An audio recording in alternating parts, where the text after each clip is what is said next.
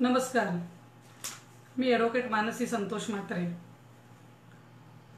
आज अलिबाग तालुका अधिवक्ता परिषदेने हे जे मार्गदर्शनपर शिबिर आयोजित केलेलं आहे त्याचं हे 6वं पर्व आणि 6व्या पर्वात आज मला माझ्याकडे जो काही आतापर्यंतचा वकिलीतला अनुभव आहे, विशेषतः फौजदारी वकिलीतला, त्या अनुभवाच्या अनुषंगाने जामीन आणि जामिनाच्या तरतुदी याविषयी बोलण्याचं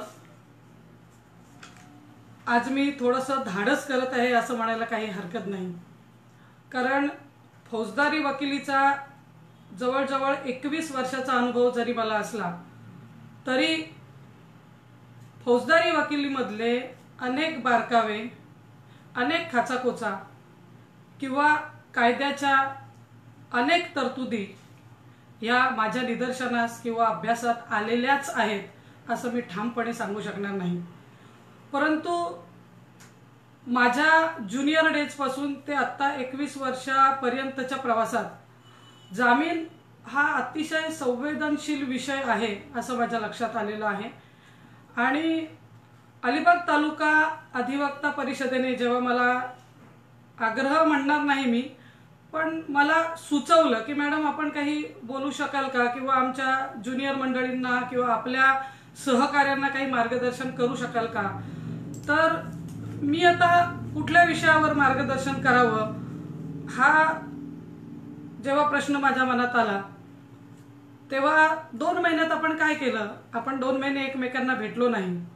कोरोनाचा प्रादुर्भाव सुरू झाल्यापासून म्हणजे 22 मार्च पासून ते जवळजवळ 22 मे पर्यंत आपण कंप्लीट लॉकडाऊन आहोत आणि 22 मे पासून पुन्हा हा पुढचा कालावधी आपला 31 तारखेपर्यंत तरी सद्यस्थितीत लॉकडाऊन मध्ये आहोत।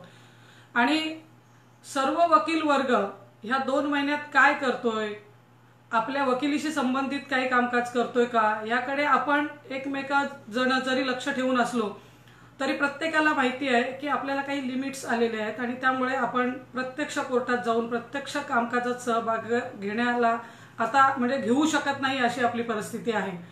मग 2 महिन्यात मी काय केलं याचा मी जेव्हा आढावा घेतला तेव्हा माझ्या लक्षात आलं की आपण काही विशिष्ट न्यायालयांमध्ये जामीन अर्ज दाखल केले आणि जामीन अर्जांच्या सुनावणीसाठी आपण उपस्थित राहिलो आणि काही जामीन अर्ज आपण अटेंड केले।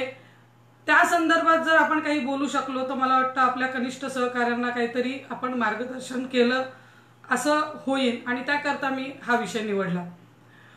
मी खरं सुरुवातीलाच अलिबाग तालुका अधिवक्ता परिषदेला धन्यवाद द्यायला मागेन की गेल्या 8 दिवसापासून ही जी लेक्चर सिरीज सुरू झालेली आहे त्या लेक्चर सिरीजमुळे अनेक वकील हे एकमेकांच्या संपर्कात आले, ही पहिली गोष्ट।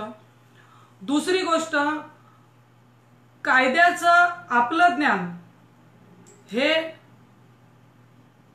कितपत पुरेसं आहे याचा विचार प्रत्येकाने या 7 ते 8 दिवसात या वेब सिरीजच्या दरम्यान केला आणि तज्ञ मार्गदर्शकांकडून जो काही सल्ला मिळाला त्या सल्ल्याचा उपयोग आपल्याला भविष्यात होईल याची खात्री सर्वांना झाली। केवळ कोर्टात न जाता घरात बसून आपण काही पुस्तकं वाचली, काही केस लॉज वाचल्या, काही केसेस वाचल्या, आपली न्यायिक जी प्रकरणं आहेत ती हाताळली, परंतु ते सर्व काही पुरेसं नव्हतं।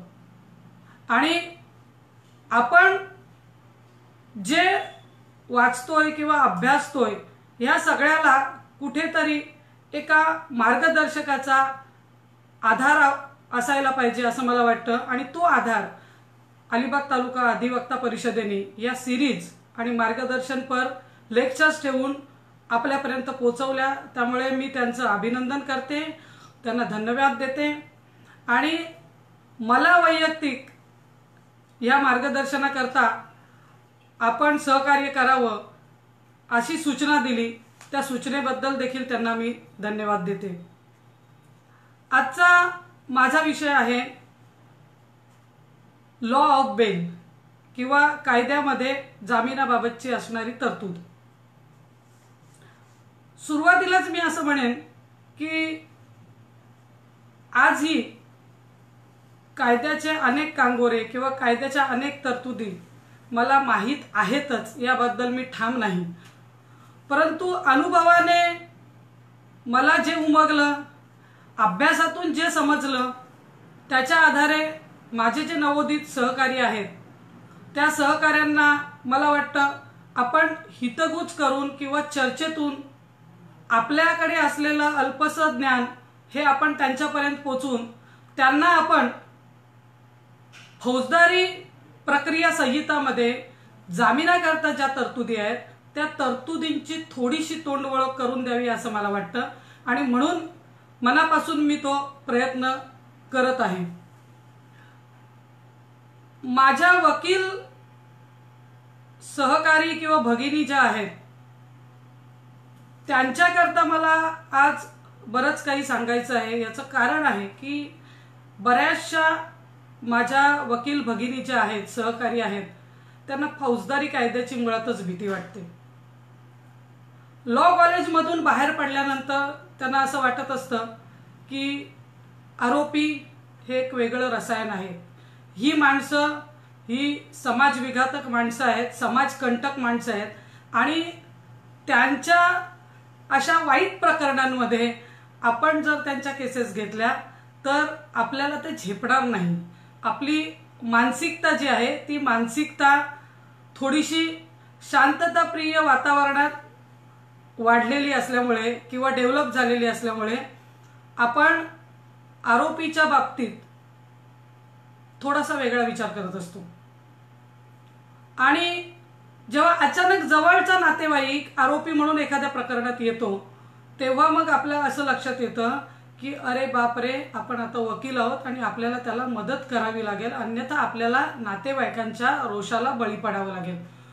मग अशा वेळेला माझ्या वकील भगिनी आहेत त्या थोड्याशा संकटात पडतात की आपण वकील झाल्यानंतर फौजदारी प्रक्रिया संहिता काय आहे याबाबत फार काही जाणून घेतलेलं नाही.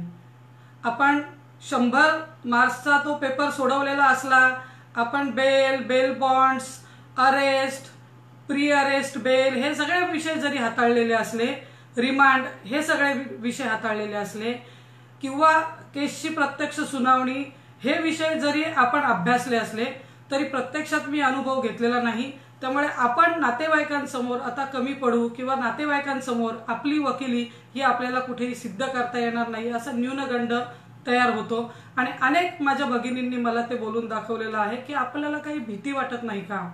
गंभीर गुन्ह्यामध्ये आरोपीचं वकीलपत्र घेताना एक स्त्री म्हणून तुम्हाला संकोच वाटत नाही का? आणि मग हे चॅलेंज आहे असं वाटत नाही का?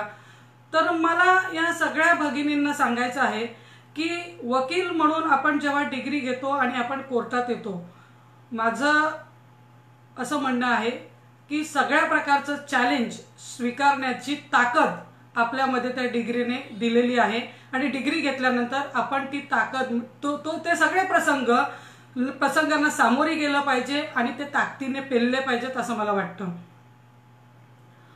मी मगाशी म्हटलं की मला सुदैवानं खूप चांगले प्रतितयश असे सिनियर लाभले. ॲडव्होकेट दत्ता पाटील आणि ॲडव्होकेट दत्ता खानविलकर ह्यांच्यासारख्या सिनियरचं देखील मला मार्गदर्शन लाभलं. या प्रत्येक सिनियरची काम करण्याची एक वेगवेगळी पद्धत होती. दादा नेहमी म्हणायचे की जे जे आपणाशी ठावे ते ते इतरांशी सांगावे, शहाणे करून सोडावे सकळ जनांशी. मला जे काही थोडंफार माहीत आहे ते मला वाटतं की मी तुमच्याबरोबर शेअर करावं, मुख्यतः माझ्या ज्युनियर सहकाऱ्यांबरोबर शेअर करावं. कारण या जिल्ह्याला फौजदारी वकिलांची एक चांगल्या प्रकारची पार्श्वभूमी लाभलेली आहे. ॲडव्होकेट दत्ता पाटील यांचे गुरु ॲडव्होकेट रानडे असतील, दत्ता खानविलकर असतील, त्यानंतर त्यांच्या हाताखाली तयार झालेले ॲडव्होकेट पारकर साहेब असतील. ह्या जिल्ह्यात जास्तीत जास्त काळ जिल्हा सरकारी वकील म्हणून काम करणारे हे ॲडव्होकेट प्रसाद पाटील साहेब असतील, सिनियर ॲडव्होकेट गावंड साहेब असतील, ज्यांनी मला वाटतं 10 की 12 वर्षापेक्षा अधिक काळ सरकारी वकील म्हणून काम केलं. ॲडव्होकेट मावा जोशी साहेब आहेत, ॲडव्होकेट लिमये साहेब आहेत. या मंडळींनी काही काळ सरकारी वकील म्हणून फौजदारी वकिली देखील केली आणि ही सगळी विद्वान मंडळी होती. आमचे ॲडव्होकेट रवी पाटील साहेब असतील आणि आताच्या या ट्रेंडमध्ये म्हणजे अजून एक नाव मी या ठिकाणी आवश्यक घेईन जिल्ह्यातले, ते म्हणजे ॲडव्होकेट गजानन पाटील साहेब पनवेल. या सगळ्यांची एक वेगळी शैली होती आणि त्या शैलीमधून त्यांनी त्यांची फौजदारी वकिली ही डेव्हलप केली होती आणि ते नावारूपाला आलेले होते. कायदे तेच आहेत, कायद्याच्या तरतुदी देखील त्याच आहेत, परंतु त्या कायद्याच्या तरतुदी आणि कायद्याचा अभ्यास यामधून स्वतःची एक वेगळी हातोटी आणि कला या सर्व मंडळींमध्ये होती आणि ती कला त्यांनी भक्तिभावानं जोपासली. किंबहुना मी तर नेहमीच म्हणते की एक तत्व घेऊन या सगळ्या मंडळींनी वकिली केली आणि ते आपले खरे मार्गदर्शक होते आणि आजही आहेत. जामीन या विषयावर बोलताना मी असं म्हणेन की प्रत्येक माणसाला कायद्याची भीती का वाटते, तर कायद्यात विशेषतः फौजदारी कायद्यात अटकेची तरतूद आहे आणि अटकेची तरतूद असल्यामुळे प्रत्येक माणसाला किंवा व्यक्तीला आपण अटक झालो तर पुढे काय, ही भीती सतत माणसाच्या मनात असते आणि त्यामुळे माणूस हा सहसा गुन्ह्यांपासून स्वतःला लांब ठेवत असतो. परंतु तरी देखील समाजात गुन्हे घडत असतात. प्रत्यक्ष अप्रत्यक्ष किंवा अनेक घटकांचा परिणाम म्हणून हा गुन्हा घडत असतो आणि गुन्हा घडल्यानंतर त्याच्यामधली पहिली ॲक्शन म्हणजे गुन्हा घडल्यानंतरची पहिली ॲक्शन ही त्या गुन्ह्याची वर्दी किंवा ही फिर्याद दिली जाते आणि ती फिर्याद दिल्यापासून पुढे त्या गुन्ह्यात असणारा संबंधित व्यक्ती, ज्याला आपण आरोपी म्हणून संबोधतो, तो आरोपी हा अटक होण्याची प्रोव्हिजन सुरू होते. आपण सगळ्यांनी क्रिमिनल प्रोसिजर कोड 1973 म्हणजे फौजदारी प्रक्रिया संहिता 1973 या कायद्याचा अभ्यास केलेला आहे. आपण सगळे लॉ ग्रॅज्युएट आहोत आणि आपण सगळे वकील मंडळींनी ह्या सगळ्या तरतुदींचा अभ्यास केलेला आहे. तरी देखील प्रत्येकाच्या मनात अनेक प्रश्न आहेत. अटक झाल्यानंतर जामीन हा वेगवेगळ्या स्तरावर कसा मिळवला जातो, जामीन मिळवण्याकरता आपण कुठल्या कोर्टात कधी अर्ज दाखल करायचा, अर्ज दाखल केल्यानंतर तो अर्ज काय स्वरूपाचा असायला पाहिजे, मग तो जामिनाचा अर्ज सुनावणीस घेताना किंवा त्याची ॲक्च्युअल हिअरिंग जेव्हा होते तेव्हा आपण काय मुद्दे मांडले पाहिजेत आणि जामीन मंजूर झाल्यानंतरची पुढची बॉन्डची जी प्रक्रिया आहे ती काय असायला पाहिजे, ह्या सगळे जे विषय आहेत ते सगळे विषय हे क्रिमिनल प्रोसिजर कोडमध्ये आपल्याला अभ्यासाला मिळालेले आहेत. परंतु आपण जर प्रॅक्टिकली विचार केला तर अनुभवाशिवाय काही गोष्टी आकलन होत नाही असं मला वाटतं.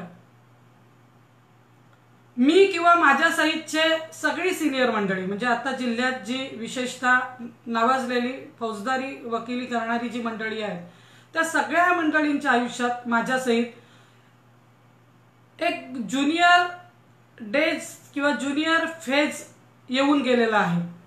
या ज्युनियर डेज मध्ये नुकताच वकील होऊन जेव्हा आपण कोर्ट चढवून कोर्टात आलेलो आहोत तेव्हा कोणीतरी जवळचं माणूस, कोणीतरी ओळखीचं माणूस हे अटक झालंय म्हणून आपल्यापर्यंत पोहोचलेला आहे. बरीच ज्युनियर मंडळी त्यांना एखाद्या सिनियरचं नाव किंवा बोट दाखवतात. ह्याचं कारण असतं की या माणसाला आपण योग्य तो सल्ला देऊ शकू का, या माणसाला अटक झाल्यानंतर आपण काय करायचं याचा कुठेही प्लॅन नसतो, अनुभव नसतो आणि मग अशा वेळेला आपण हे काम करायला गेलो तर कुठेतरी फसगत होईल, आपल्याकडून ते काम होणार नाही, जामीन मंजूर झाला नाही तर आपल्याला नावं ठेवली जातील त्यापेक्षा हे काम जर आपण एखाद्या सिनियरकडे पाठवलं तर सिनियर कडून परस्पर ते काम केलं जाईल, म्हणजे आपण सिनियरच्याही मर्जीत येऊ आणि आपल्या नातेवाईकाचंही काम होईल आणि आपला जो कायद्याचा अज्ञानपणा आहे किंवा आपण कुठेतरी कमी पडतोय ह्याच्यावर कुठे बोट राहणार नाही, अशी एक भावना प्रत्येकाच्या मनात निर्माण होते।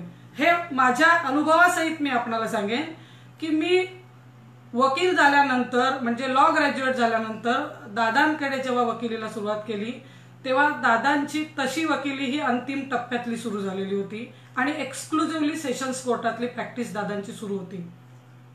मला तात्काळ सेशन्स कोर्टात उभं राहणं इतकं सोपं नव्हतं, मला नाही अनेक ज्युनियर्सना ते सहज शक्य नाही। फार थोडी भाग्यवान मंडळी आहेत की ज्यांना सेशन्स कोर्टामध्ये तात्काळ उभं राहता येतं, ज्यांना काहीतरी बॅकग्राऊंड आहे, ज्यांचे वडील ज्यांचे आजोबा हे फौजदारी वकिलीत निष्णांत होते किंवा सातत्याने फौजदारी वकिली करता आहेत, त्या मुलांना किंवा त्या घरातल्या व्यक्तीला सहजपणे सेशन्स कोर्टातलं ब्रीफ हे तात्काळ मिळत असतं। पण ज्या कुटुंबाचा वकिलीशी काही संबंध नाही आणि विशेषतः फौजदारी वकिलीशी तर काही संबंध नाही, अशा कुटुंबातल्या मुलांना किंवा वकील मंडळींना जे नुकतेच नवोदित वकील आहेत त्यांना सेशन्स कोर्टात तात्काळ उभं राहता येत नाही। मग माझं होम टाऊन उरण असल्यामुळे मला पहिल्यांदा प्रॅक्टिसला सुरुवात ही उरण पासून करावी लागली। माझे वडील नेहमी म्हणायचे, युद्ध करावे खणखणाटी सीमा सांडोनी, पण वकिलीत मात्र युद्ध हे सीमा सांडोनी करून चालत नाही। अशासाठी पहिल्यांदा आपल्याला आपल्यामध्ये प्रूव्ह करावं लागतं की मी वकील झालोय, मी तुमच्या उपयोगी पडू शकतो का, कोर्टातल्या तरतुदी मला माहीत झालेल्या आहेत आणि त्या तरतुदींच्या आधारे मी तुम्हाला न्याय मिळवून देऊ शकतो किंवा मी तुमची बाजू योग्य प्रकारे मांडू शकतो। हे पहिल्यांदा आपल्या गावात, आपल्या नातेवाईकांमध्ये, आपल्या मित्रांमध्ये, आपल्या सहकार्यांमध्ये सिद्ध करावं लागतं। आणि म्हणून मी उरण कोर्टात प्रॅक्टिस करायला सुरुवात केल्यानंतर त्यावेळेस आमच्याकडे उरणला ॲडव्होकेट थळी साहेब, ॲडव्होकेट संजय भोईर असतील, ॲडव्होकेट BS पाटील असतील, ॲडव्होकेट आमचे प्रदीप पाटील असतील, ही सगळी ॲडव्होकेट भानुशाली असतील आणि ॲडव्होकेट प्रमोद ठाकूर साहेब जे फौजदारीमध्ये विशेष निपुण होते, ही सगळी मंडळी त्यावेळेस फौजदारी वकिलीत निष्णांत होती। माझ्या पुढे विषय असा होता की रिमांडचं एक काम आलं, रिमांडच्या कामामध्ये आलेलं काम हे कुठल्या स्वरूपाचं आहे हे जाणून घेण्याची देखील त्यावेळेस मला अशी कुठल्याही प्रकारचे कुवत नव्हती असं मला वाटत होतं। मग हळूहळू सिनियर मंडळींकडून मी जाणून घेतलं की रिमांड आलं की आपण काय करायला पाहिजे। कुठल्याही गुन्ह्याची फिर्याद दाखल झाल्यानंतर ती फिर्याद कुठल्या कलमान्वये दाखल झाली हे बघणं फार गरजेचं आहे, कारण त्याचं वर्गीकरण हे दोन प्रकारे होत असतं, एक जामीनपात्र गुन्हा आणि एक अजामीनपात्र गुन्हा।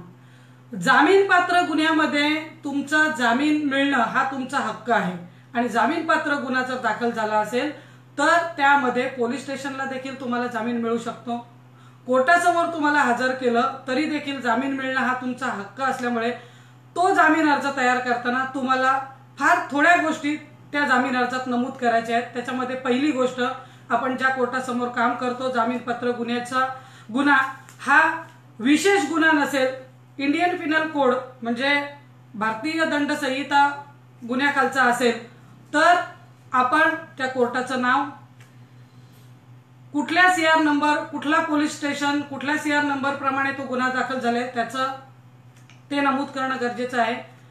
सरकार विरुद्ध आपल्या आरोपीचं नाव नमूद करणं गरजेचं आहे आणि आपण जामीन मागतोय तो जामीन आपण ज्या कलमाखाली मागतोय ते कलम तिथे नमूद करणं गरजेचं आहे।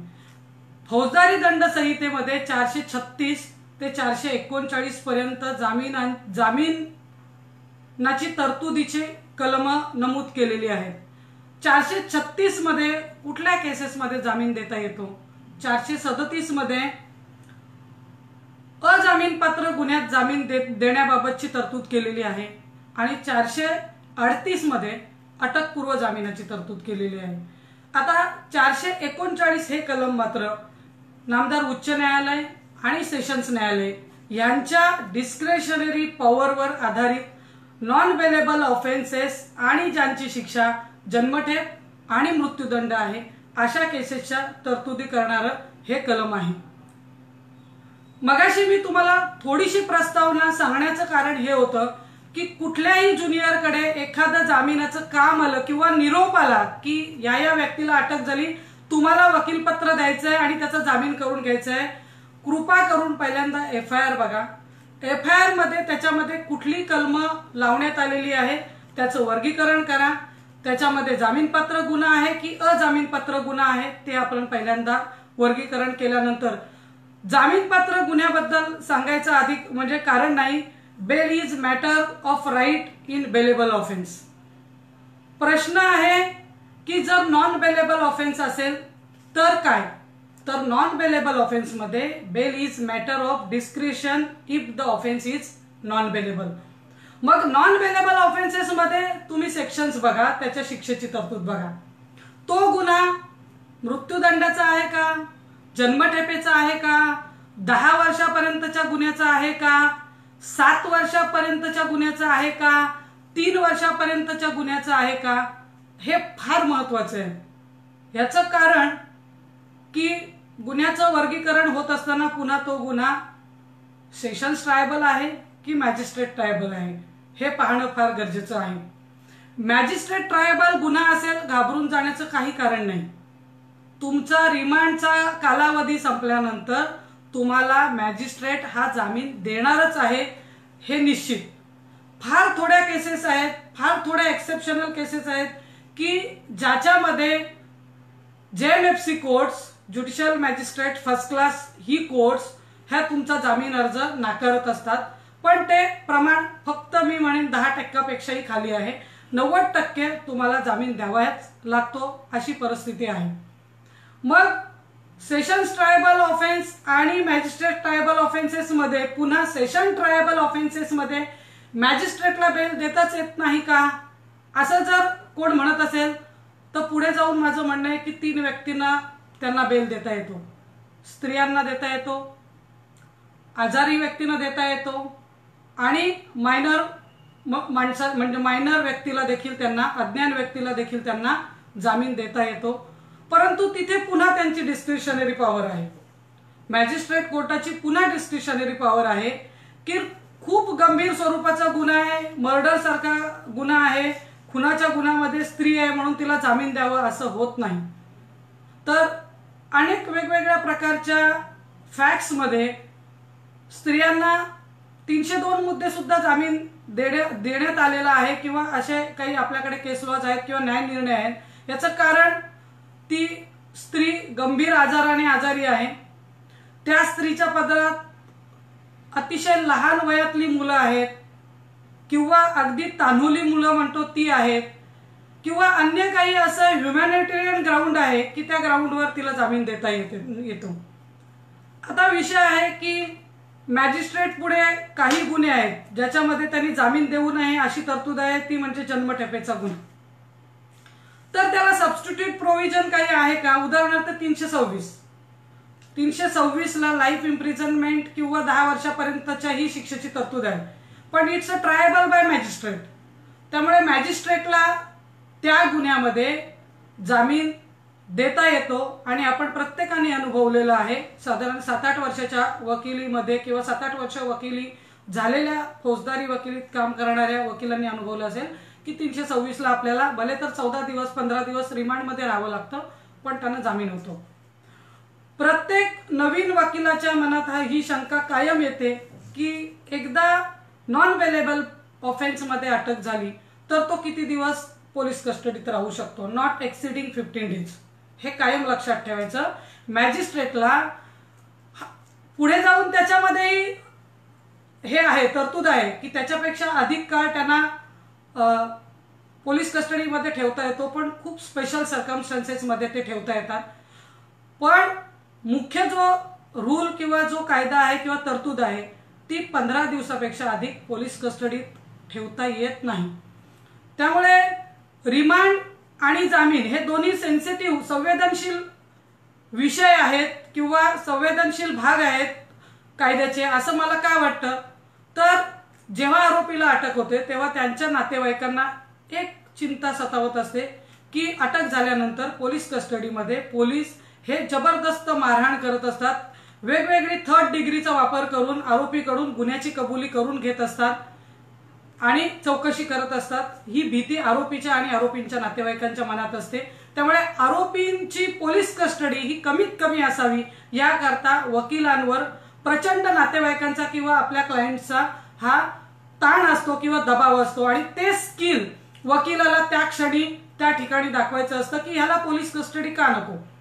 पोलीस कस्टडीची तरतूद ही 15 दिवसाची असली तरी पोलीस कस्टडी करता असणारी कारणं ही स्ट्रॉंग असावी लागतात आणि ती स्ट्रॉंग कशी नाहीत हे पटवून आपल्याला द्यायला पाहिजे। याचं कारण हे काय आहे की ऑफेन्स हे वेगवेगळ्या बेस्डवर असतात, काही सर्कमस्टन्शियल असे सर्कमस्टन्सेस असतात की त्याचा पोलिसांना माग घेणं किंवा शोध लावणं किंवा चौकशी करणं, कारण पोलिसांच्या हातात देखील पोलीस कस्टडीतलाच पिरियड असतो की त्या पिरियडमध्ये आरोपीची योग्य ती चौकशी करून ते गुन्ह्याची उकल करू शकतात किंवा करायला अधिक प्रभावी ते दिवस असतात की त्या दिवसांमध्ये त्या आरोपी हा त्यांच्या कस्टडीत असल्यामुळे गुन्ह्याचा उकल किंवा तपास हा जलद गतीने होऊ शकतो।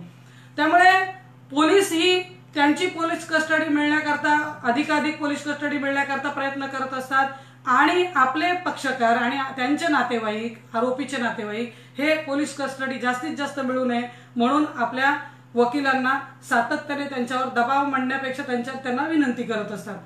मग अशा वेळेला घाबरून जायचं काही कारण नाहीये। आपली बाजू ही आपण नीटपणे मांडण्याकरता त्या फिर्यादीचं अवलोकन करा, गुन्ह्याचा प्राथमिक तपासाचं अवलोकन करा। प्राथमिक तपासामध्ये या आरोपीला अधिक काळाकरता पोलीस कस्टडी देण्याची गरज आहे का याचं तुम्ही जर योग्य प्रकारे तुम्ही भूमिका जर न्यायाधीशांसमोर मांडलीत तर न्यायाधीश महोदय हे जास्त काळाची पोलीस कस्टडी देण्यापेक्षा त्याला मॅजिस्ट्रेट कस्टडी देत असतात। आता मी मगाशी म्हटलं की आपल्याला सगळ्यात जास्त भीती असते ती नॉन बेलेबल ऑफेन्सेस मध्ये जामीन घेणं। जामिनाचा अर्ज करताना वर्षानुवर्षाची एकच पद्धत आहे, आरोपी हा निष्पाप आहे, आरोपी हा स्थानिक राहणारा आहे, आरोपीने गुन्हा केलेला नाहीये, आरोपी योग्य तो जामीन देण्यास तयार आहे, आरोपी पोलीस अधिकाऱ्यांना सहकार्य करण्यास तयार आहे। आपण ठेविले अनंत तैसेची राहावे, वर्षानुवर्ष जी पायवट आहे त्याच्यावरून जायचं असं करून आपल्या सिनियरच्या ऑफिसला जे काही आपल्या आधीच्या आपल्या ज्युनियर सिनियरनी जे काही अर्ज बनवून ठेवलेले आहेत तेच आपण अर्ज देत राहतो आणि एखाद दिवशी एखाद्या जजेसचा ओरडाही ऐकतो की हा काय जामिनाचा अर्ज आहे काय, 4ही ओळी लिहिलेल्या नाहीयेत आणि जामीन मागताय। नाईलाजाने जज साहेब जामीन देतात, पण तो जामीन देत असताना कुठेतरी आपल्या बुद्धीची त्यांना कीव येते की या मुलांनी थोडा तरी या रिमांडचा अभ्यास केला का, पोलिसांनी जी काही केस दाखल केली किंवा रिमांडची कारणं दाखल केली ती कारणं कुठेतरी खोडून काढलीत का, तर मग जामीन का द्यायचा म्हणून बघू उद्या म्हणून तो ठेवून दिला जातो। याचं कारण हे आहे की आपण आपली बुद्धी थोडीशी चालवायला मागत नाही किंवा आपल्याला स्वतःला असं काही वाटत नाही की आपण कुठेतरी याच्यामध्ये आपला अभ्यासपूर्ण जामीन अर्जाचा कुठेतरी आपण एक पाठ म्हणजे हे केलं पाहिजे। जामीन अर्जामधली जे ग्राउंड्स आहेत, जी कारण मीमांसा आपण जामिनावर सोडण्याकरता करत आहोत, कोर्टासमोर जो युक्तिवाद करत आहोत तो अभ्यासपूर्ण असायला पाहिजे। अभ्यासपूर्ण असायला पाहिजे म्हणजे काय, तर त्या गुन्ह्याची शिक्षा किती आहे, 3 वर्ष आहे, 7 वर्ष आहे, या गुन्ह्यामध्ये प्राथमिक तपासाचा भाग काय आहे, तो भाग पूर्ण झालेला आहे की नाही ते सांगितलं गेलं पाहिजे। आरोपी हा स्थानिक आहे, तो कुठेही पळून जाणार नाही किंवा साक्षीदारांवर दबाव आणणार नाही याची खात्री मेहरबान कोर्टाला पटवून दिली पाहिजे। आणि तुमचा आरोपीचा शेवटी स्टेटस दाखवणं सुद्धा तेवढंच गरजेचं आहे की आरोपी सरकारी कर्मचारी असेल तर तुम्ही त्याचा फायदा घ्या की तो सरकारी कर्मचारी आहे, आरोपी वृद्ध असेल तर तुम्ही त्याचा ऍडिशनल ग्राउंड घ्या तो वृद्ध आहे, आरोपीला जर कुठला आजार झाला असेल तर तुम्ही ते ग्राउंड घ्या एक, तेही तुम्हाला हातभार लावू शकेल त्याला जामीन मिळवण्याकरता की तो आजारी आहे त्यामुळे त्याला जर तुरुंगात ठेवला अधिक काळ तर त्याच्या शरीरावर परिणाम होईल किंवा प्रकृतीवर परिणाम होईल, त्याला ट्रीटमेंट मिळणार नाही, त्याचं कारण घ्या। आरोपीची मुलं लहान असतील आणि सांभाळणारं कोणी नसेल, आरोपीचा आणखी घरी कोणी वृद्ध असतील त्यांना सांभाळणारं कोणी नसेल, अर्थात ही कारणं आहेत, ही कारणं जरी किरकोळ असली तरी ते प्रमाण साधू शकतात किंवा परिणाम दाखवू शकतात, अशा प्रकारची ती कारणं आहेत। तर माझी ज्युनियर मंडळींना ही विनंती आहे की तुमच्याकडे कुठलाही पक्षकार धावत आला आणि म्हणाला की माझ्या नातेवाईकाला अटक झालेली आहे, तर तुम्ही म्हणजे विचार करण्याचं काही कारण नाही. प्रत्येक मॅटर हे सिनियरच्या हातात सोपवून तुम्ही निर्धास्त होण्याचं काय कारण नाहीये. तुम्ही पाण्यात पडा आणि पोहायला शिका.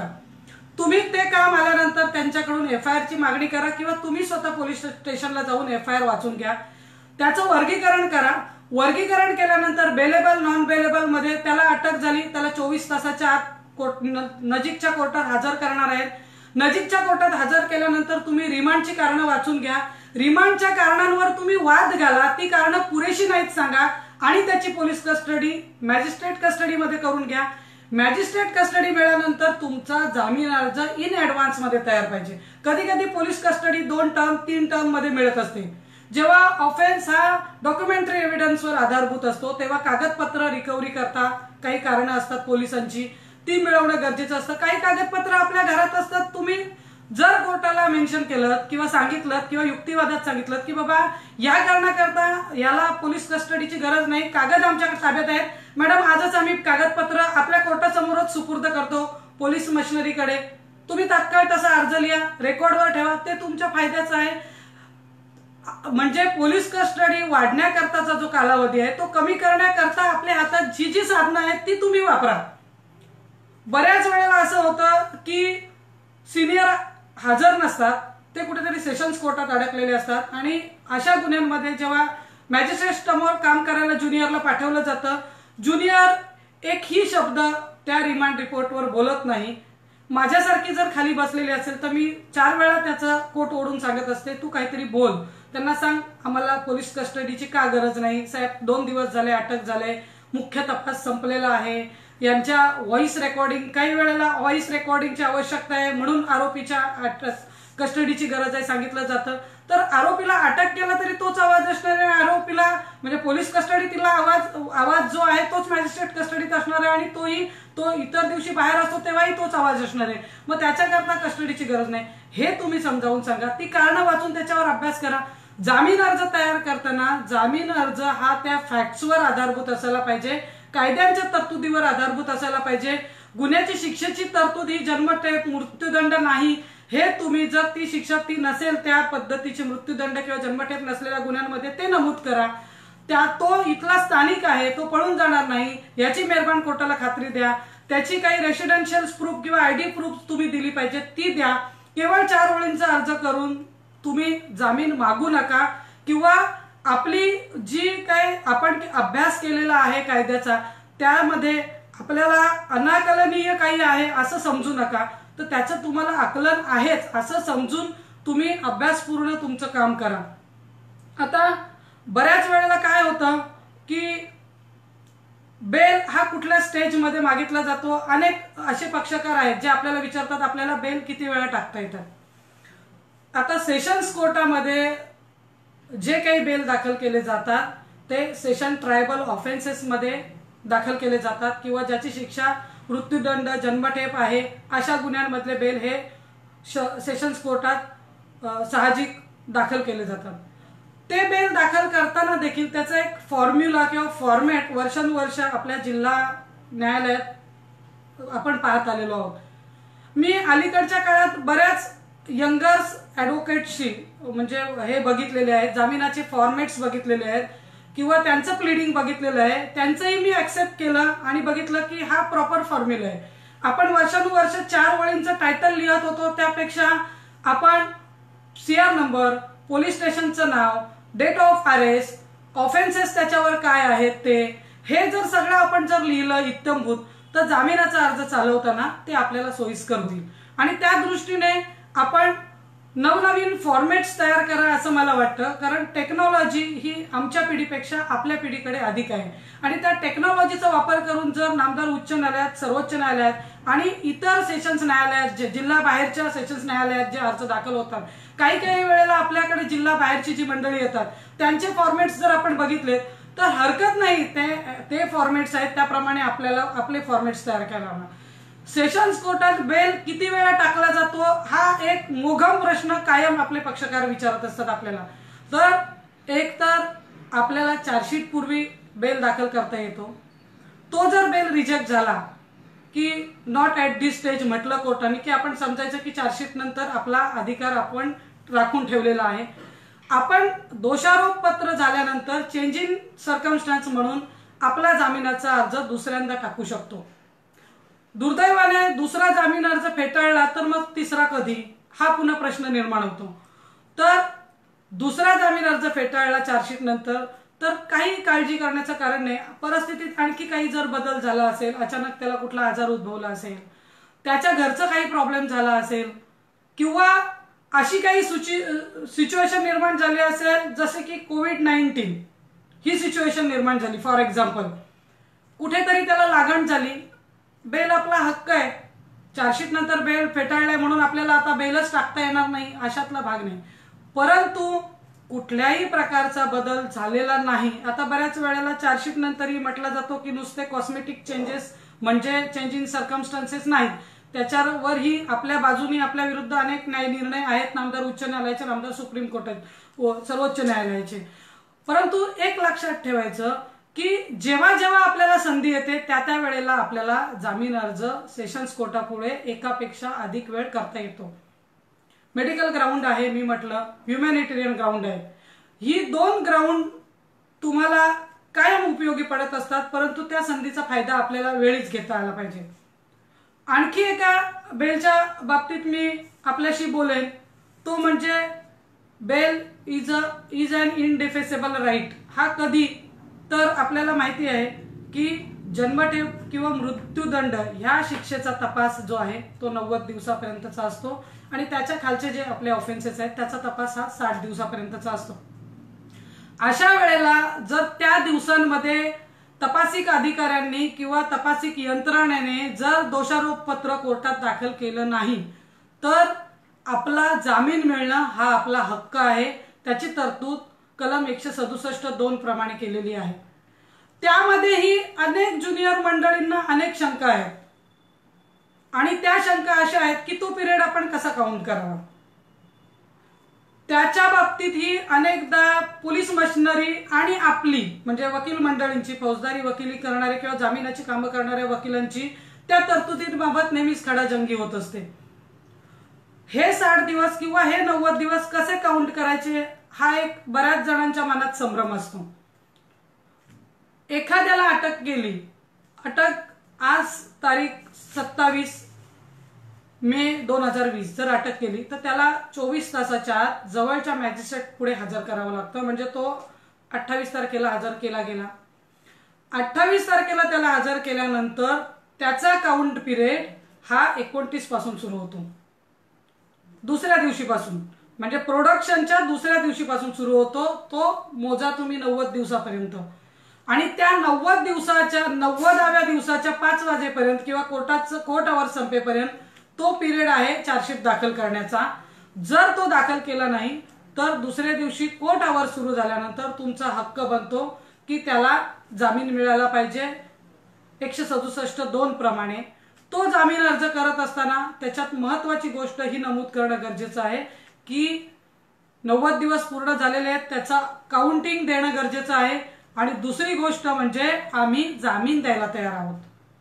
बाकी तुम्ही मेरिटची कारणं काही देऊ नका, मी तो गुन्हा केलेला नाही, मग हा पुरावा प्रथम दर्शनी संशयास्पद आहे, मग तुम्ही ही ओळख परेड गृहीत धरू नका, हा आय विटनेस लबाड आहे, तो खोटा आहे, तो ट्युटर आहे, या कुठल्याही कारणांची गरज नाही। त्याच्यामध्ये 2 मुख्य गोष्टी नमूद झाल्या पाहिजेत, ते म्हणजे की मला 90 दिवस पूर्ण कसे झाले, माझी अरेस्ट 27 आहे, माझं प्रोडक्शन 28 आहे, मला 29 मे पासून माझ्या आज तारखेपर्यंत 90 दिवस पूर्ण झालेले आहेत आणि मी जामीन देण्यास तयार आहे। आता माझा जामिनाचा हक्क आहे आणि मी जामीन देण्यास तयार आहे, मी स्थानिक आहे आणि तो जामीन आपल्याला मिळवायला पाहिजे आणि मिळवता येतो। आता याच्यामध्ये बरेचदा असं होतं की आपण जातो आणि 11 वाजता जामीन अर्ज दाखल करतो, आपला हक्क निर्माण झालेला असतो आणि 11:05 पोलीस येऊन चार्जशीट दाखल करत असतात। मग अशा वेळेला कोर्टासमोर जो प्रश्न येतो, संभ्रम निर्माण होतो की आपण आता आपला हक्क गमावला का? बिलकुल नाही। याकरता सगळ्यांना माझी सूचना आहे की तो जामीन अर्जामध्ये दाखल करताना तुम्ही वेळ घाला। जामीन अर्ज सकाळी 10:30ला दाखल केलात, कोर्ट आवर्समध्ये 11 वाजता केलात, ही वेळ घाला आणि चार्जशीट आल्याची वेळ त्यांना नमूद करायला सांगा. ही जर जागरूकता तुम्ही दाखवली तर तुमचा हक्क कोणी घेणार नाही. आणि जामीन अर्ज आपण पहिल्यांदा दाखल केला असल्यामुळे अनेक असे न्यायनिर्णय आलेले आहेत की तुमचा हक्क हा डावलला जाऊ शकत नाही. पोलीस मजिस्ट्रेटनी काही सांगितलं जरी चार्जशीट आली आणि तात्काळ बेल मात्र तुम्ही द्यायला पाहिजे. हेही तेवढंच नक्की की तुमचा जामीनदार त्या क्षणी उपस्थित पाहिजे. ही तरतूद फार महत्वाची आहे. तर हा झाला 167(2) मधला आपला जामिनाचा हक्क, ज्याच्यामध्ये कुठल्याही प्रकारचा संभ्रम असण्याचं कारण नाही. तुम्ही कॅल्क्युलेशन प्रॉपर करा, तुमचा तुम्ही जामीन मिळवा. आता अनेक असे कायदे नवनवीन आपले आहेत जे स्पेशल आहेत, म्हणजे ज्याला आपण अँटी करप्शन असेल, MSCB असेल, NDPS असेल, मोक्का असेल, MPID असेल, पोक्सो असेल आणि अॅट्रॉसिटीज असतील. याच्यामध्ये देखील जामिनाच्या वेगवेगळ्या तरतुदी करण्यात आलेल्या आहेत. या तरतुदी देखील आपण निश्चितपणे काळजीपूर्वक अभ्यासायला पाहिजेत, कारण ह्या स्पेशल ऍक्ट मधल्या तरतुदींमध्ये मला वाटतं MCOC किंवा पोक्सो हे जर 2 गुन्हे वगळले तर बाकी सगळ्या कायद्यांमध्ये बेल आपल्याला सहजगत्या मिळतो. विशिष्ट पिरियड संपल्यानंतर, पोलीस कस्टडीचा पिरियड संपल्यानंतर त्याच्यामध्ये बेल मिळतो. तुम्हाला कल्पना असेल की अँटी करप्शनच्या कामामध्ये आपण बघतो की अँटी करप्शन मध्ये एकदा का रेड झाली की त्या रेड नंतर साधारणपणे 2 किंवा 3 दिवस आणखी कसून चौकशी त्या व्यक्तीची होत असते की त्यांनी ही प्रॉपर्टी कुठून आणली, ही आणखी काही प्रॉपर्टी याच्यामध्ये आहे का, लाचेच्या रकमेमध्ये आणखी कोणाचा सहभाग आहे का, आणि या संदर्भात हे जे काय संभाषण झालेलं आहे गिव्ह अँड टेकचं, या संभाषणाबाबत यांचं व्हॉइस रेकॉर्डिंग घ्यायचं आहे. अशा स्वरूपातले जे मुद्दे असतात अँटी करप्शनच्या रिमांडमध्ये, ते मुद्दे साधारण 2 ते 3 दिवसाच्या तपासापुरते मर्यादित असतात. त्यानंतर मात्र अँटी करप्शन मध्ये जामीन हा तसा म्हणायला गेला तर आपला हक्कच आहे आणि तो आपल्याला मिळत असतो. NDPS आणि MCOC आणि पोक्सो हे जे 3 गुन्हे आहेत, ह्या तिन्ही गुन्ह्यांच्या बाबतीत मी थोडंसं म्हणेन की MCOC मध्ये थोडे जास्तचे अधिकार पोलीस कस्टडीचे आहेत. 30 दिवसापर्यंत ती वाढू शकते आणि त्याचा तपास जो आहे तो 180 दिवसांपर्यंत वाढू शकतो. त्यामुळे MCOC मधल्या जामिनाच्या तरतुदी ह्या वेगळा सेक्शन त्याच्यामध्ये MCOCचं स्वतःचं बेलचं आहे. म्हणजे 439 खाली आपण सेशन्स कोर्टाकडे किंवा स्पेशल कोर्टाकडे आपण जामीन मागू शकतो. त्याचबरोबर MCOCच्या स्पेशल कायद्याप्रमाणेच्या सेक्शन प्रमाणे देखील तिथे बेल मागू शकतो, परंतु त्याचे पॅरामीटर थोडेसे वेगळे आहेत आणि थोडेसे गंभीर स्वरूपाचे आहेत. MPID आणि पोक्सो याच्या संदर्भातही माझं असं म्हणणं आहे की पोक्सो मध्ये जर जामीनपात्र गुन्हे असतील, उदाहरणार्थ 354A आहे किंवा B आहे, C आहे, D आहे, अजामीनपात्र असले किंवा जामीनपात्र जरी असले तरी त्यांचा शिक्षेचा कालावधी हा 7 वर्षापेक्षा कमी आहे, 5 वर्षापेक्षा कमी आहे, 3 वर्षापेक्षा कमी आहे. ह्या सगळ्या गोष्टींचा विचार करता त्याच्यामध्ये आपल्याला जामीन मिळू शकतो. किंवा गंभीर स्वरूपाचे सेक्शन्स असले तर तात्काळ मिळणं कठीण असतं, परंतु त्या गुन्ह्याचा तपास झाल्यानंतर जर आपण अभ्यासपूर्वक त्या गुन्ह्यामधला जो काही पुरावा पोलीस यंत्रणेने आणलेला आहे त्याचा अभ्यास करून कोर्टासमोर जर आरोपीची योग्य ती बाजू मांडली तर त्याच्यामध्ये सुद्धा जामीन मिळू शकतो. म्हणजे अलीकडच्या काळात पोक्सो म्हटलं की जामीन मिळणारच नाही अशी बऱ्याच आपल्या वकील मंडळींची भावना आहे, पण असं नाही.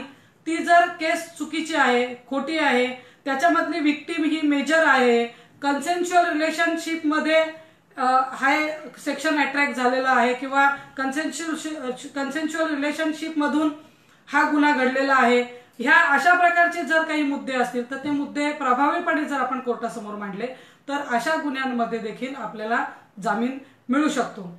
अॅट्रॉसिटीच्या बाबतीत मी म्हणेन की अॅट्रॉसिटीमध्ये सहसा आपल्याला जामीन नाकारला जात नाही, पण तो कुठला रेग्युलर जामीन, म्हणजे तुम्हाला अटक होऊन तुम्हाला तो जामीन घेणं क्रमप्राप्त आहे. याचं कारण आहे की अॅट्रॉसिटीमध्ये अटकपूर्व जामिनावर मी भाष्य केलेलं नाही अजून. अटकपूर्व जामीन म्हणजे संभाव्य अटक टाळायची असेल तर आपण अटकपूर्व जामिनाची तरतूद ही 438 प्रमाणे आपण तो अर्ज सेशन्स न्यायालयाला फक्त तो अधिकार आहे आणि तिथे आपण वापरत असतो.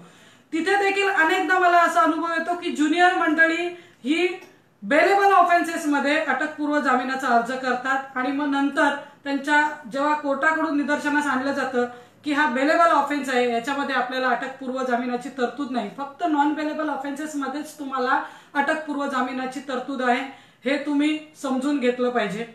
मी माझे पर्सनल अनुभव काही शेअर करत नाही, पण आवर्जून सांगेन, एक माझी महिला भगिनी अगदी नवीनच म्हणजे पहिला दुसरा बेल तिने सेशन्स कोर्टापुढे दाखल केला असेल आणि तिने मला घाबरत घाबरत सेक्शन्स दाखवलं आणि विचारलं मला याच्यामध्ये आर्ग्युमेंटचे 2-4 मुद्दे द्या.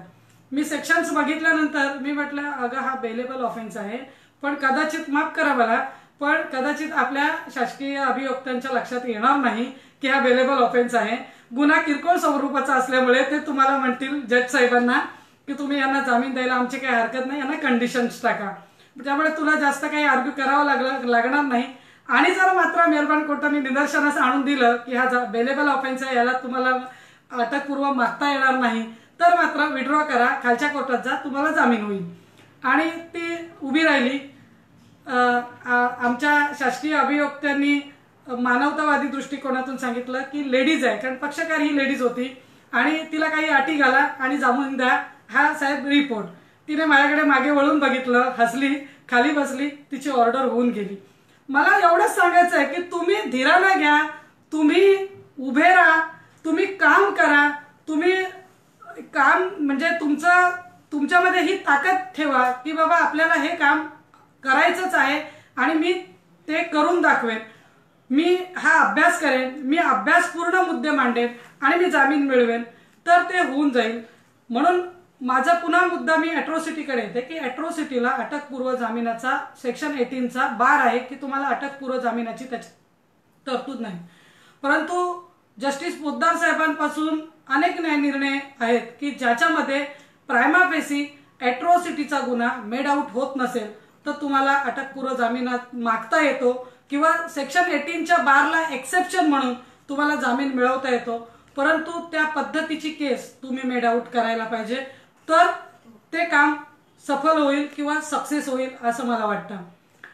अटकपूर्व जामिनामध्ये आणखी एक तरतूद आहे जी मी पारकर साहेबांच्याकडून पहिल्यांदा शिकले ज्युनियर डेज मध्ये, ती म्हणजे ट्रान्झिट बेल. हे मी आवर्जून का सांगते तर या सगळ्या बेलच्या वेगवेगळ्या विषयांमधून मी वाटचाल करत या टप्प्यावर आलेली आहे. जर एखाद्या व्यक्तीवर परराज्यात गुन्हा दाखल झाला आणि त्याला इथून या राज्यातून त्या राज्यात जाऊन जामीन घेणं अवघड असेल किंवा वेगळ्या जिल्ह्यामध्ये जायचं असेल तरी देखील त्यांना या ज्युरिस्डिक्शन मध्ये ते राहत असतील तर या सेशन्स न्यायालयाकडे अप्रोच होता येतो आणि एक ट्रान्झिट बेल ची तरतूद आहे. त्याच्यावर मुंबई उच्च न्यायालयाचा एक न्यायनिर्णय आहे की तुम्हाला त्याचं बेनिफिट मिळतं हे की तुम्हाला प्रवासाच्या काळात किंवा त्या ज्युरिस्डिक्शन मध्ये जाऊन स्वतःचा बेल मागेपर्यंत तुम्हाला प्रोटेक्शन दिलं जातं. असा हा ट्रान्झिट बेल जो आहे त्याची तरतूद केलेली आहे. बघा मित्र आणि विशेषतः माझ्या सगळ्या मैत्रिणींना मला सांगायचं आहे की कुठल्याही गुन्ह्यामध्ये कोणीही व्यक्ती आपला असेल, आपला नातेवाईक, आपला सहकारी कोणीही असेल, जेव्हा अटक होतो आणि आपल्याला वकील म्हणून भूमिका बजावायची आहे, कुठेही डगमगू नका. कुठल्या गुन्ह्याखाली त्याला अटक झाली याचा अभ्यास करा. रिमांडची कारणं आहेत ती आपण खोडून काढा आणि त्याला मॅजिस्ट्रेट कस्टडीचा हुकूम करून घ्या. गुन्ह्याचं वर्गीकरण bailable, non bailable, session tribal, magistrate tribal हे तुम्ही समजून घ्या. त्या कोर्टापुढे तुम्ही अप्रोच व्हा जामिनाकरता. जामिनाचा अर्ज करताना त्याचं प्लीडिंग हे काळजीपूर्वक तुम्ही तयार करा आणि ते काळजीपूर्वक करत असताना जेव्हा प्रत्यक्ष सुनावणी जामीन अर्जाची कराल तेव्हा तुमचं एक विशिष्ट नोटिंग तुम्ही तयार करा, तुमच्या नोट्स तयार करा. मी सगळ्या वकिलांची नावं घेण्याचं कारण सांगते, मी हे नोटिंग करायला ॲडव्होकेट भोळे साहेबांकडून शिकले. भोळे साहेब अतिरिक्त शासकीय अभियोक्ता असताना बेल ॲप्लिकेशन जेव्हा आरोपींकडूनचं बेल ॲप्लिकेशनची जेव्हा कॉपी त्यांना हँडओव्हर केली जायची, ते जेव्हा आर्ग्युमेंटला उभं राहायचे तेव्हा मी बघायचे की त्यांचं संपूर्ण नोटिंग, त्यांना काय मुद्दे मांडायचे आहेत ते मुद्दे त्या बेल ॲप्लिकेशनच्या पहिल्या पानावर त्यांनी लिहिलेले असायचे आणि एक एक मुद्दा ते कोर्टासमोर मांडत जायचे. हीच पद्धतीच्या बाबतीत मी काही पद्धत अडॉप्ट केली आहे ती ॲडव्होकेट प्रसाद पाटील साहेबांची. ॲडव्होकेट प्रसाद पाटील साहेबांना ज्यांनी कोणी सरकारी वकील असताना जामीन अर्ज चालवताना बघितला असाल, त्यांची एक तो जामीन अर्जाच्या युक्तिवादाची एक विशिष्ट शैली होती किंवा ती मांडण्याची एक वेगळी पद्धत होती. ती पद्धत अशी की सुरुवातीला गुन्ह्याची पार्श्वभूमी, त्यानंतर गुन्हेगाराची गुन्ह्यामधला पुरावा आणि आरोपीची आवश्यकता या गुन्ह्यामध्ये काय आहे किंवा त्याला का तुरुंगात ठेवलं पाहिजे, त्याला जामीन का मंजूर केला नाही पाहिजे हे, आणि त्यानंतर एक सामाजिक स्तरावर त्यांचे थोडक्यात भाष्य असायचं की याला जामिनावर सोडलं तर समाज मनावर काय परिणाम होईल, काय इफेक्ट होईल, ही एक वेगळी शैली होती. ॲडव्होकेट विलास नाईकांचं पण मी नाव घेईन. मी ते सरकारी वकील असताना मी ज्युनियर डेजमध्ये सरकारी वकील म्हणून कशा पद्धतीनं आर्ग्युमेंट केलं पाहिजे आणि जामीन अर्ज फेटाळला पाहिजे हे काम करण्याची त्यांची एक विशिष्ट पद्धत होती. या सगळ्या मंडळींना मी धन्यवाद देईन की त्यांच्याकडून मला काही ना काही शिकता आलं आणि त्याच्यातून आज मी जे काही थोडंफार काम जामिनाचं करत आहे ते त्यांच्या सगळ्यांची पद्धतीचं अवलोकन करून आणि त्यांच्या मार्गदर्शनातून सगळ्यांच्या मी करत आहे. आज मला इथे तुम्ही सगळ्यांनी संधी दिली आणि माझा अनुभव शेअर करण्याची मला एक वेगळी आज दिशा दिली, त्याबद्दल मी अलिबाग तालुका अधिवक्ता परिषदेच्या सगळ्या मंडळींचे आभार मानेन. आणि विशेष आभार ॲडव्होकेट अमित देशमुख, ॲडव्होकेट श्रीराम ठोसर आणि ॲडव्होकेट अभिजित बागवे या सगळ्या मंडळींचे मानेन. अजून एक तरतूद माझी सांगायची राहिलेली आहे, ती म्हणजे अपिला म्हणजे शिक्षा झाल्यानंतर अपिलामध्ये जामिनाची जी तरतूद आहे ती आहे CRPC 389 प्रमाणे 3 वर्षापर्यंत शिक्षा असेल. तुम्हाला जर तुम्ही जामिनावर असाल तर तुम्हाला तात्काळ पुढच्या कोर्टात अपील दाखल करेपर्यंतच्या काळात तुमची ती शिक्षा सस्पेंड केली जाते, म्हणजे तुम्हाला जामीन दिला जातो. ही देखील तरतूद आहे. त्यानंतर अनेक वेगवेगळ्या अजून तरतुदी आहेत की तुम्हाला जर पुढे ती शिक्षा कायमस्वरूपी सस्पेन्स करायची असेल तर त्याच्याकरता काय करावं लागतं. तुम्हाला माहिती आहे की चेक बाउन्सच्या केसेसमध्ये ठराविक अमाऊंट तुम्ही डिपॉझिट केल्यानंतर तुम्हाला बेल दिला जातो. अशा अनेक वेगवेगळ्या तरतुदी आहेत ज्या तरतुदींमध्ये बेल मिळवणं सहज शक्य आहे, मग तो खुनाचा गुन्हा असू दे किंवा जन्मठेपेचा गुन्हा असू दे. असो, संधी मिळाली तर विस्तृत, सविस्तर आणि उदाहरणं दाखल देखील मी आपल्याशी नक्कीच चर्चा करेन. कोणाही माझ्या ज्युनियर सहकार्याला कुठलीही जामिनाबाबतची अडचण निर्माण झाली, जामीन तयार करण्यापासून ते काही युक्तिवादाचे मुद्दे किंवा न्याय निर्णय देण्यापासून माझी मदत तुम्हाला नेहमीच असेल आणि मी त्याकरता बांधील आहे असं मला वाटतं. न्याय निर्णय हे देखील जामीन मिळवण्याकरता फार महत्वाचे आहेत. काही वेळेला काही कायद्यामध्ये संदिग्धता निर्माण होते किंवा काही याच्यामध्ये फॅक्ट्सवर संदिग्धता निर्माण होते, मेहरबान कोर्टाच्या मनात काहीतरी एक संदिग्धता निर्माण झालेली असते. अशा वेळेला नामदार उच्च न्यायालय आणि सर्वोच्च न्यायालयाचे न्याय निर्णय देखील जामीन मिळवण्याकरता आपल्याला खूप उपयोगी होत असतात. तर त्याचाही वेळोवेळी आढावा आपण मंडळींनी घेतला पाहिजे आणि त्याप्रमाणे आपण आपली बाजू योग्यरित्या जामीन मिळवण्याकरता मांडली पाहिजे असं मला वाटतं. आपण सगळ्यांनी मला समजून घेतलं, माझं जे काही मार्गदर्शन असेल किंवा माझे अनुभव जे मी शेअर केले ते आपण समजून घेतलेत, ऐकलेत, त्याबद्दल सगळ्यांना धन्यवाद. नमस्ते.